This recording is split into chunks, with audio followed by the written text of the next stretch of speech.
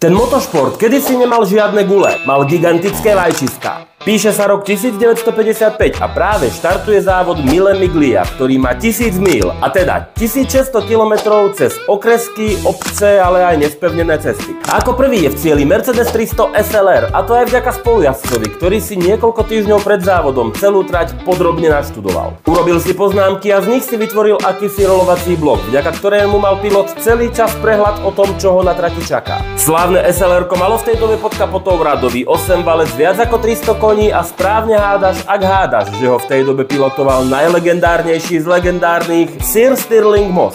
Celkový čas závodu bol 10 hodín, 7 minút a 48 sekúnd. Priemerná rýchlosť 158 a najvyššia rýchlosť viac ako 290. Trať bola samozrejme verejná a lemovaná stovkami fanúšikov, ktorí po nej kedykoľvek pobehovali. Sám Stirling Moss priznal, že to bol najväčší masaker, aký kedy zažil, a ísť viac ako 10 hodín plný kotol zvládol len vďaka tomu, že si dal pred závodom amfetamín. Ten dostal od svojho najväčšieho rivala a zároveň veľkého priateľa Manuela Fangia, ktorý v tom istom závode skončil na 2. mieste. Nafetovaný za volantom a v obci 240, to by bol dneska buď strašný škandál, alebo nejaký minister. Ako vždy, ďakujem, sleduj ma a čau.